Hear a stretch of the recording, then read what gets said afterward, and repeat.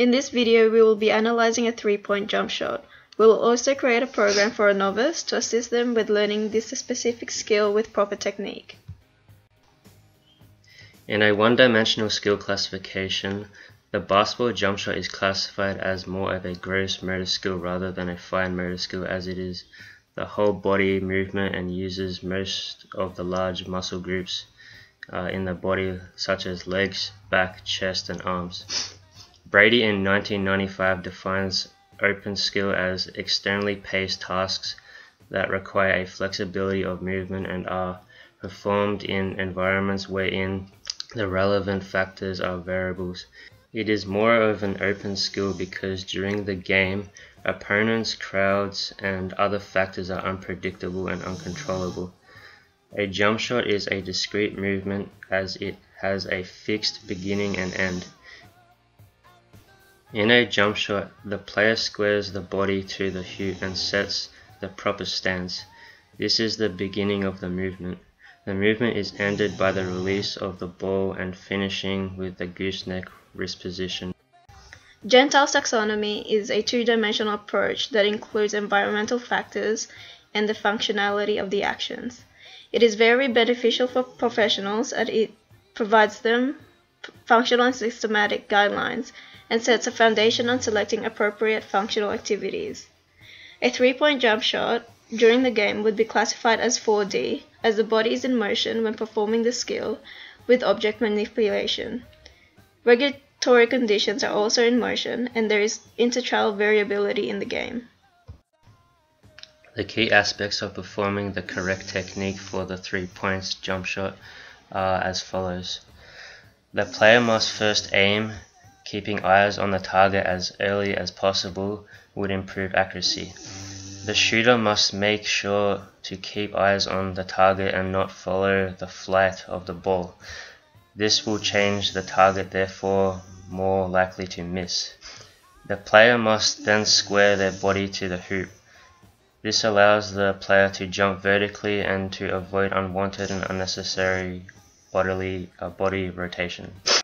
The shooter should have a staggered stance. This means that the player's feet is shoulder width apart with 1 foot forward. This enhances balance and accuracy as it allows the player to align the shooting arm with the basket and is easily sight the shooting plane. Proper grip of the ball is important to improve shooting success. The shooting hand should be under the ball with the fingers and thumb spread apart. The ball should rest on the pads of the fingers and hand, not the palm of the hand. The shooting position is when you have knees bent with elbows at 45 degrees. Shooter must make sure that they limit elbow arm movement to only vertical plane. The player gets low in order to prepare for the jump to produce enough force to make the 3-point distance. This allows the ball to have a higher arc which increases the quality of the shot. To finalize the shot, the shooting hand should follow through the ball with a full elbow extension and a gooseneck position at wrist. The performance could be measured in 2 ways, qualitatively and quantitatively. The player will be assessed quantitatively by analyzing the key aspects, and it will be compared with their performance. Their performance will be rated via a scoring system, a rating of 1 to 10, 1 being very poor and 10 being perfect. The performance of the player will be measured quantitatively by the usage of a scoring system. This will replicate a 3-point shootout. The player would need to shoot at 5 different sets areas and will make 5 shots per station, totaling of 25 shots per trial. They will be ranked based on a hit and miss ratio. To assess their progress, they will be tested before the program to indicate their current level of skill. The post-test will be conducted by the end of week 5 to evaluate their improvements.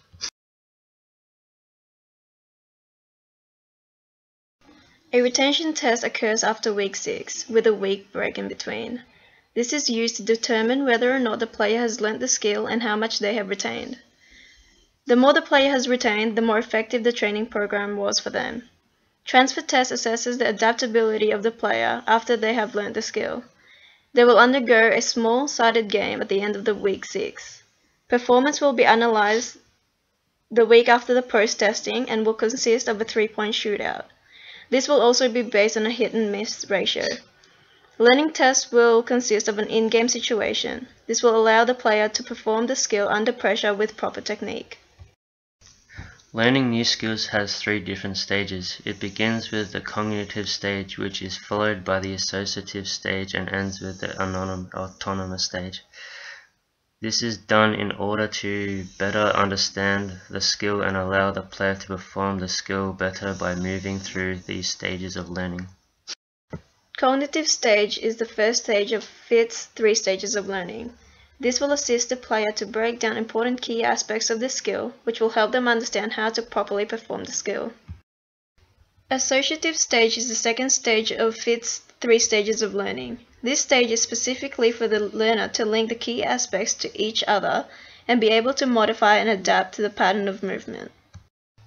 The autonomous stage is the last stage of FIT's stages of learning.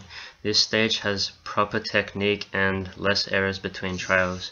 Making the movement automatic allows the player to focus on other aspects of the performance. They would also have improved their ability to perform the skill in a variety of conditions. To ensure positive transfer occurs, they must relate from their past experiences and apply them to the skill being performed. Verbal cues and instructions are helpful for learners as it reinforces the key aspects that is straight to the point and easy to understand. Instruction must be short and concise, therefore the learner does not get overwhelmed. Demonstration must be shown to the learner so that they have a visual understanding of the task demands. This must be simple and basic to the learner to allow for improving errors through verbal instructions. Task intrinsic feedback refers to sensory perceptual information. This is assessed by the player and comes naturally when performing a skill. Argumentative feedback refers to the performance-related information that is added to the task intrinsic feedback. Mainly focuses on the knowledge of performance, which is the actual movement pattern of the skill. Allows the player to adapt to the feedback more practically. Terminal feedback is given after the skill has been performed. Coaches usually provide this feedback. Player must not be reliant on continuous feedback as it blocks intrinsic learning. It also prevents them from using other methods of learning and is not adaptive to the situation. Practice sessions may not guarantee that the learner will improve. Therefore, when the player practices, we must make sure that they are practicing optimally. Short duration sessions of around 15 to 20 minutes will allow the player to be focused without overwhelming the learner with information.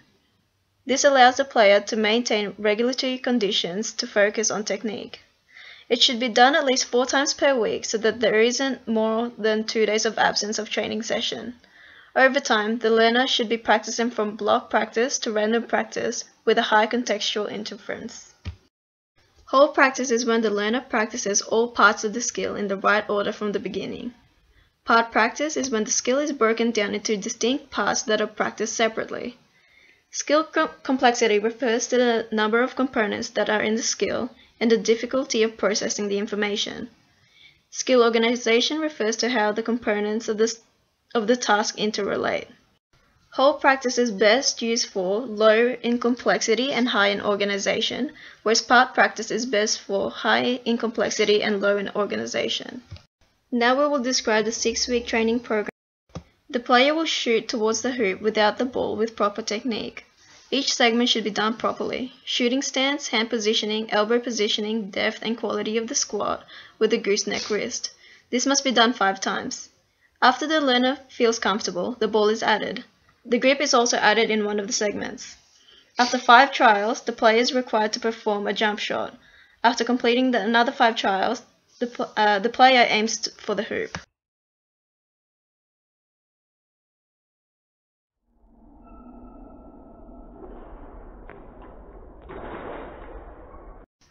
The player shoots with the ball from 1 to 5 with 5 shots in each station.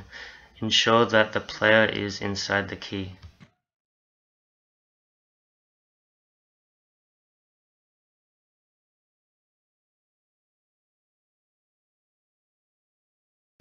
Week 3 is similar to the previous week. The same drill is used, however, it must be done with hopping off one leg into stance. The player should also repeat this process from the free throw line and the 3-point lines at the spots 1 to 5.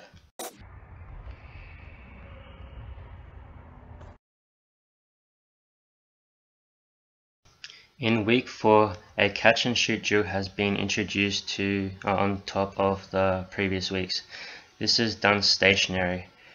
After confidence has been built up, the player hops into the shooting stance, then catches the ball and then shoots.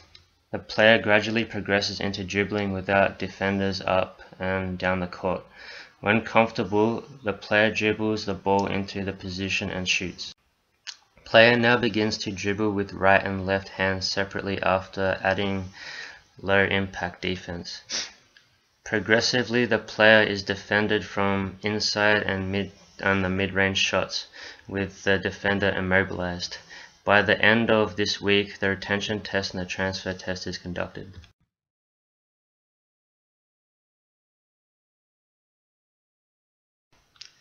This is the final week of the program where the player must mix all the skills learned into one performance. Using the 5-spot shot drill, the player must be able to score on a defender in a one-on-one matchup with proper technique.